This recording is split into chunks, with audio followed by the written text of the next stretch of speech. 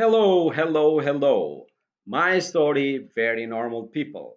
Here we are again with a new guest in our show, a writer. Her name is Pamela Logan, and she has written a book for a special place. She will tell us about that book on our show, on our interview today. So, welcome, Pamela in our show. Thank you, Arthur. So, can you please tell us something about yourself? Yeah, well, I was raised by a father who was a mathematician, and he very much wanted me to study science and engineering. And but my life's path took me in another direction, and I wound up running an NGO, which is to say a charity that was doing development and humanitarian assistance programs in Tibet. So I ran that charity for 14 years. And I learned so much about Tibetan society during that time, and also about how to lift communities out of poverty, that I thought I should write a book about it. And it's a first person memoir of all the things that happened to me out there. Actually, it's not all, some highlights. The book is called Compassion Mandala, and it was published in 2020. And it's the very best, greatest, and most incredible things that happened to me in those 14 years. And that is a very good thing that you have written all the things, because sometimes we've not sometimes most of the people, they forget about their experiences or what they have had in their lives because they are lost. The memory doesn't help so much sometimes. So that's a very good thing that you have done. So please tell us something about your, let's say, your journey to Tibet. How was that? And tell us something. When did you start? And yeah, a little bit. So when I was background, let's say, a little bit background for that. So when I was getting finished up with graduate school, I decided to give myself a reward, and I took some money I'd saved, and I went on a trip that took me to Nepal. And I didn't know anything. I just booked it through the first travel agency, and they took me into the mountains. And while I was in the mountains, I heard stories about these people called Khambas, who were these notorious fighters and warriors who had tried to resist Chinese occupation of Tibet for many years. And so these people are legendary in the Himalayas. And because I had been studying martial arts, I was very much intrigued. It's one thing when you're a martial artist and you're training in a kind of a studio and it's all very, let's say, artificial and structured. It's another thing when you're out in the mountains riding on a horse, trying to save your country. And so that was so intriguing to me, and I really wanted to find out more. So I applied for and got a grant to travel to Western Sichuan province in China. So for those who may not know, so Tibet is these days a part of China. And if you look on the map, there's this big blob that's labeled as Tibet, but actually ethnic Tibet is much bigger. So it flows out. The Tibetans are found in all the surrounding provinces, including Sichuan. And Sichuan has over 1 million Tibetans in it. So, and that was the traditional area of the Khambas. So that's the place I wanted to go. So I did go there. I traveled around quite a bit, and I did learn something about warriors. So I'm not going to give away the whole story, but I wrote about that in my first book, Among Warriors. So that book came out in the 90s, but it's still available. I guess it's been very durable in sales. So that's been a nice thing. But when I came home from that trip, I was totally hooked. Like, I really wanted to go back to this place. So I found this outfit in Hong Kong called the China Exploration and Research Society, which did work in all the frontier areas of China, not just the Tibetan areas, but also Xinjiang with Uyghurs and many of the ethnic groups in the Southwest, which are less well known, the Miao, the Bai, the Yi, and so forth. And they were just booting up a program at that time to do some repair and conservation of a Tibetan monastery in Sichuan. And so I worked as a volunteer for them for quite a few years, and they put me in charge of this project, which was at a place called Pewa Monastery. And our mission was to save the wall paintings, which are nearly 300 years old, these wall paintings on the walls of the monastery that were threatened because the roof was getting ready to cave in because the building had not been maintained. Mm. There was a lot of turmoil in China in the 60s and the 70s, and in the 80s, they continued to be very poor. So a lot of these sacred sites were not well maintained. And Chinese government wasn't too interested in spending money on this little place. So we came in and we did a project there. And that was the subject of my second book, second plug, Tibetan Rescue, okay, which is about that conservation work.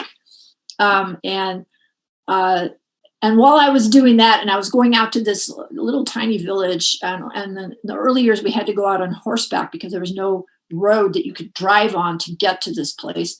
So we brought all the experts, the conservators, and the equipment, and everything we needed had to come out there on horseback.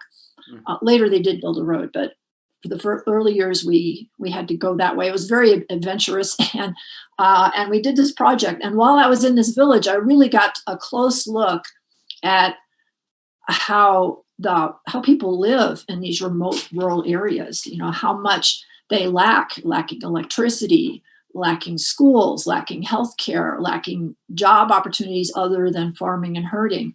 And Yes, so there's a lot of just to make a little bit to develop a little bit about this. How do people live there? You know, what do they do usually well, to earn a living? Let's say, in one sense. yeah. So I mean, traditionally it was growing crops, Okay. and the main crop there is barley. And they grind that into a flour called tsampa, and that is the staple food. They also keep animals, and mainly yaks and sheep. And so particularly in the grasslands area where you cannot grow crops, it's too high, it's too cold. So they subsist entirely on their animals and what little they can trade. And so it's a really rough life. It's particularly hard on women who do, as we're used to in many societies, women do a lot of the bulk of the the housework, or for nomads, the tent work, as well as looking after animals and doing a large share of the farming. So it's a really rough life, and there are people who have potential for much greater things. Kids who have a lot of aptitude for things like business or math or art or writing. There's a lot of talent out there, and it's really, I think, a shame when people don't have the opportunities to go and live to the maximum that their talents will allow. So I started this nonprofit of my own, so I could help the people out there. So we started by, the very first thing we did was to give a very small grant to this tiny little village school, and it was outside the government system. And so they had only one old man who was the teacher. He was 70 years old. He could only teach Tibetan language, which that was the only subject that he knew. So he was teaching that, and the kids were doing great in Tibetan language, but they didn't know any math. They didn't know any science. They didn't know any Chinese, which these days is very useful out there. So the organizer of the school really wanted another teacher, and it wasn't very expensive. It was something like $60 a month that I had to raise. I found a donor who underwrote that a second teacher to come in there and teach these kids.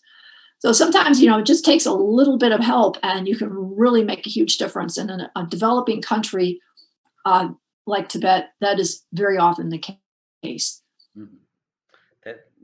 That is really great. Yeah. So from that small project,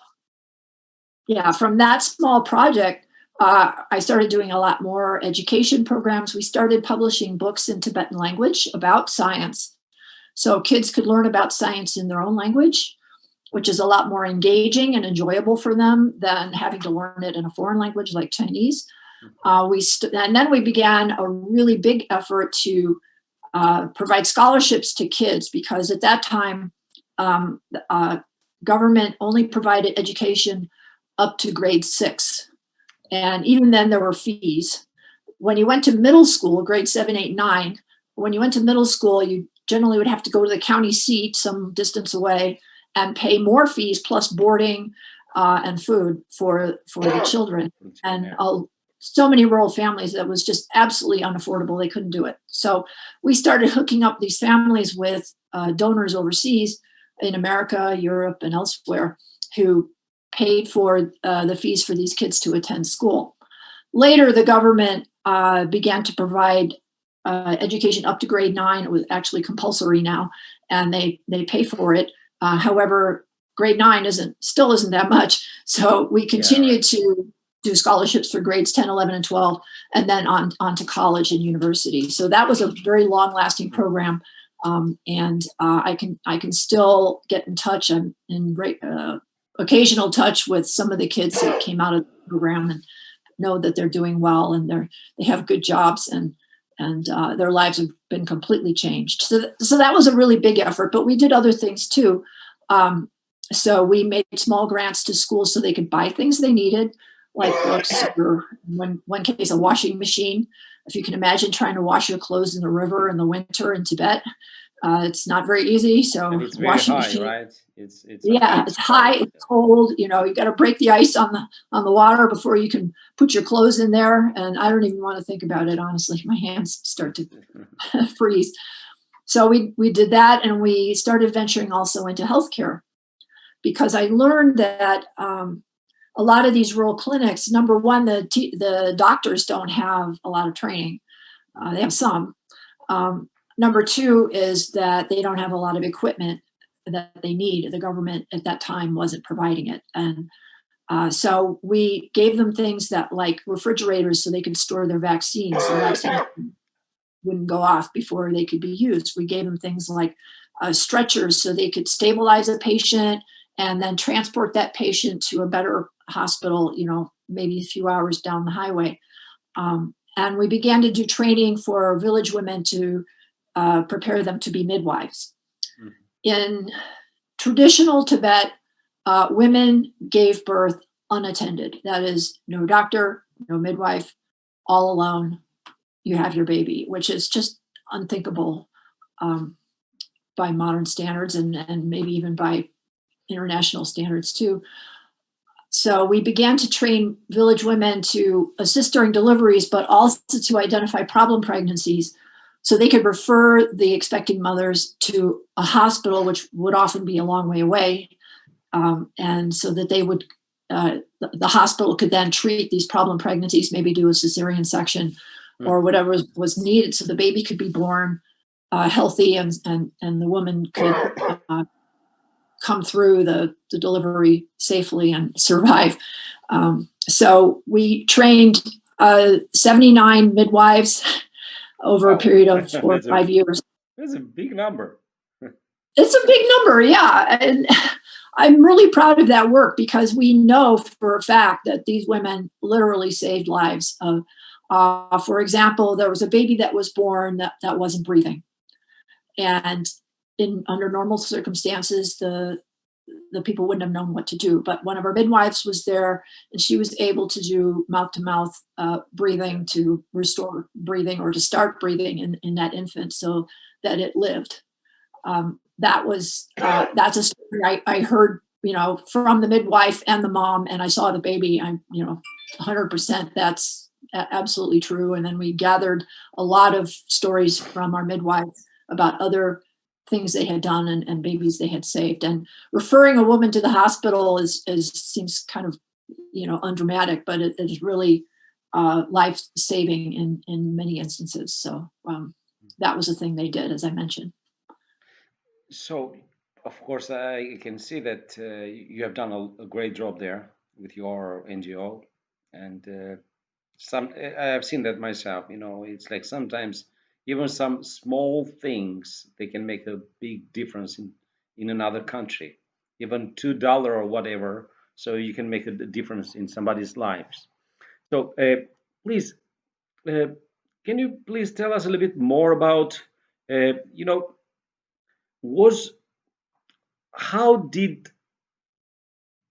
people there, uh, let's say in their free time or leisure time, what what did they do? Sorry for using these terms, but Okay, well, I don't mean to be a male basher, but I'm afraid I have to bash a little bit here, because women have no free time.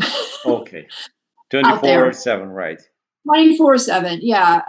They do, if they're farmers, they do much of the farm work, and then they also care for the children and make the food, and those kinds of things. They thresh the grain. They just like everything. And if you live in a tent, all of that is stoop work, right?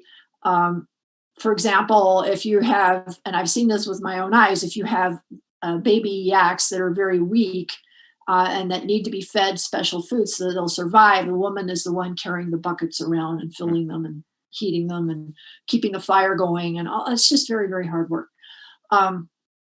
Men, on the other hand, uh, um, well, they do things like playing pool, um, Okay. playing cards. These days, I think they play quite a bit on their smartphones. And of course, when 20 years ago, they didn't have smartphones. Okay. They go into town, they hang out with their buddies in the tea house. Okay. They ride horses, they practice their shooting or their manly skills. And it has to be mentioned, and this is extremely significant.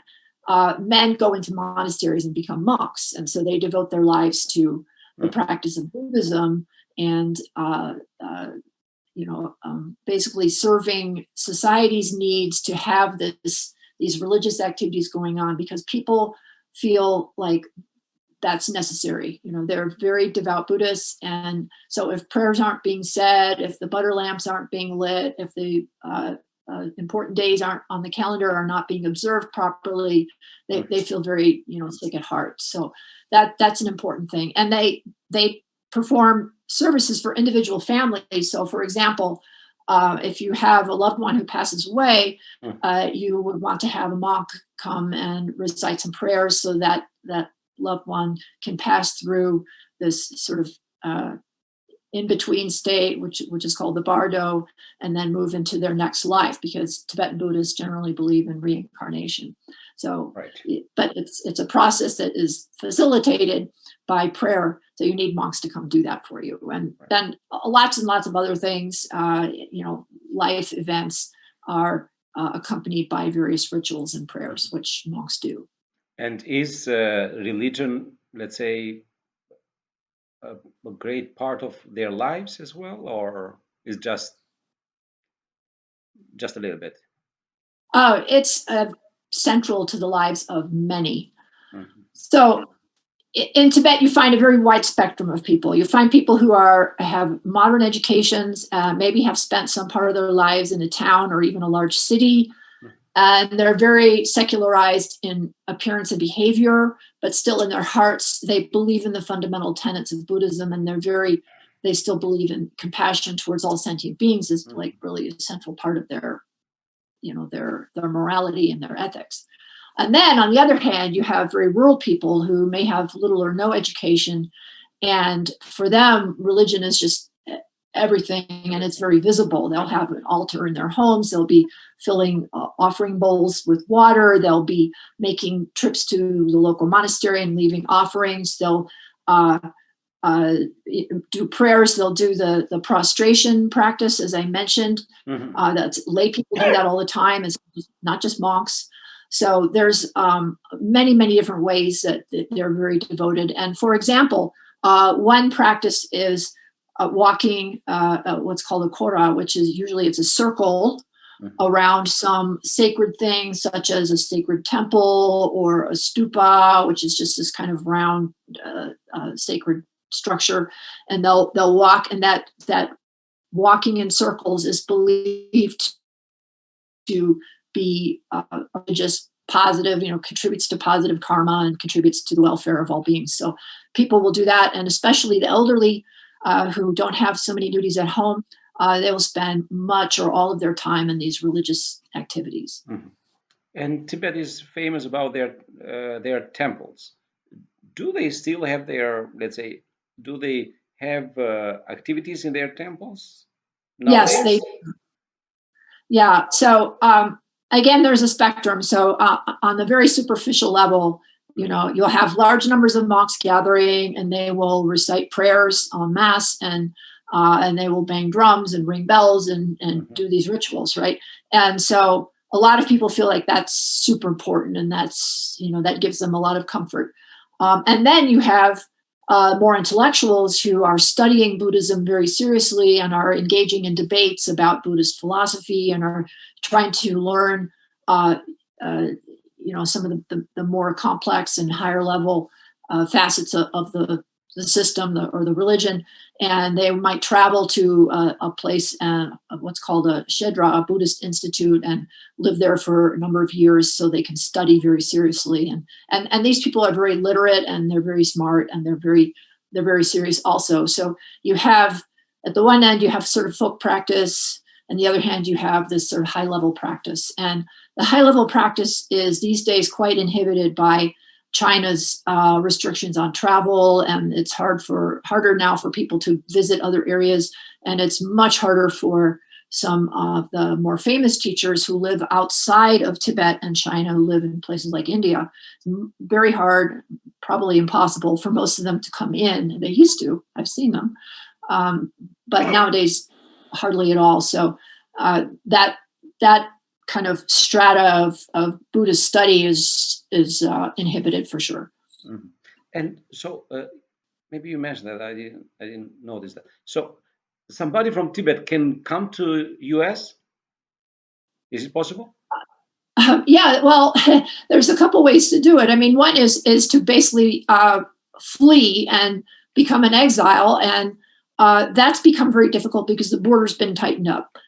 But until, let's say, 10 years ago, you had quite a few people doing that. And in fact, that was the story for a lot of Tibetans that you meet in India and the United States and around the world, the diaspora.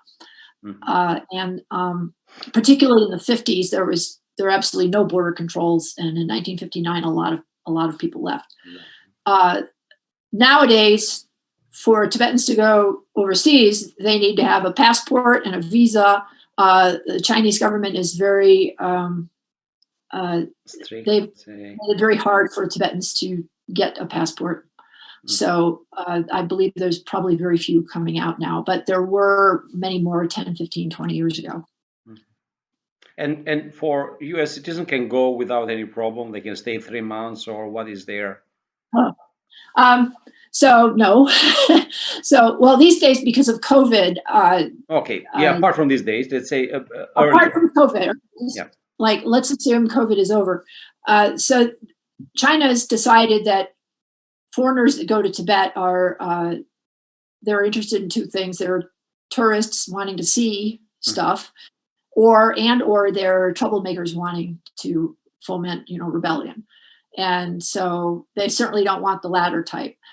So it's fairly easy, but you have to pay a lot to go to central Tibet.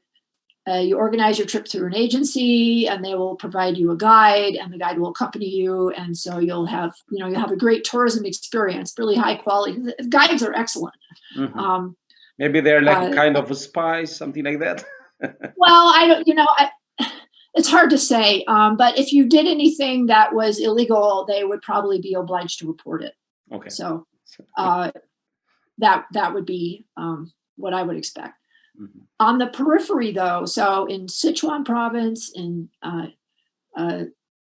Qinghai province, in Yunnan and Gansu, so all these peripheral provinces around the edge of Tibet, which are inhabited by Tibetans, millions of Tibetans. Generally speaking, you can go there with just a Chinese tourist visa. Mm-hmm. So you can see a lot of fabulous places without any special travel permit. You just need a Chinese tourist visa. These days, they generally give you visas for about 30 days, sometimes multiple entry, but usually not longer than 30 days. Okay. So in 30 days, you can do quite a lot, but the plateau is big. Mm-hmm. So 30 days is not adequate if you're very serious about seeing a lot of things and getting to know the culture. So what about, because the Chinese government is a communist one, they about the religion, it doesn't fit something together with them, or they are a little bit more, what is that connection, let's say, between the state, the communists, and also the religion, because yeah, so that's a pendulum. Okay. So 15, 20 years ago, they were quite permissive in terms of worship. and not just for Buddhists, but also for Christians and Muslims. Mhm. These days, the government seems to see these kinds of faith practices as being uh, loyalty to something other than the Communist Party, which they disapprove of strongly. So they've been trying to reduce the influence of religion in people's lives, and that's been very dramatic among Muslims in China. Less so among Buddhists. Nevertheless, there are still some restrictions. So, for example, if you have a government job, if you're a policeman or something like that, they're going to tell you you should not visit the temple more than Temple. once a month. Mhm. So, people who are very devout might like to go every day or once a week, but if you have that kind of job, you're not allowed to. And they have cameras so they can catch you. If you are just a farmer or a herder, they don't really have any leverage there, and those people continue to be very religious, and the monasteries continue to have lots of people coming Mhm. for worship. So, but it tends to be, as I said, more of that folk practice kind of religious practice than Mhm. and the more high level stuff I think is inhibited. Mhm. So, and if any tourist would like to, let's say, to stay in Tibet and to stay for 30 days, let's say, for 30 days, so could they live in the temple or they will be somewhere outside of the temple? Or did they have anything like restrictions, let's say, for people? Do you have to Generally, yeah. put, sorry, do you have to put different clothes or do you have to shave your head or do you have to put any sign? I don't know. Please tell us. Um, so generally, it's pretty hard for non-Chinese uh, to go and stay at a monastery inside Tibet Autonomous Region, Central Tibet. That impossible. You might pull it off in some remoter monasteries on the periphery, and many monasteries actually have hotels on the grounds, for visitors, so you can go stay there. You don't have to put on robes or shave your head. Mhm. You're not joining the monastery as a monk. You're just coming to stay there for a while. So Okay. that is allowed, but I would want to keep my ear to the ground because sometimes these facilities get closed. Uh, Another thing is in China, sometimes people think like the rules are all absolute, everything's black and white. Mm. But it actually isn't that way. If you know people and you know the right people, and those people have influence, you can often do things that would technically not be allowed if you were a complete outsider. So, for years I was running an NGO. I knew lots of officials. I knew abbots in monasteries. I knew heads of local charities Mm. and, school headmasters and doctors. I had a very wide circle of friends and acquaintances. And without that, I never could have gotten off of square one. I never could have done the work that I did. So, who you know is extremely important to predict what you can do. Okay, time also is a little bit short, so please, if you think that is something else interesting that maybe we missed, uh, I want to share this. oh, for sure. Look, I'm going to write every single thing that for about your details and where people can find you, your books, and where they can Okay, contact you. So thank no you. worries for that. I will do it. Thank you. Well, Yeah, yes. I want to say, the developing world is very real. There's a lot of suffering, unnecessary suffering out there, just arising purely from poverty. Not just in Tibet. In fact, Tibet's probably far better off than many other parts of Okay. the world, particularly Africa.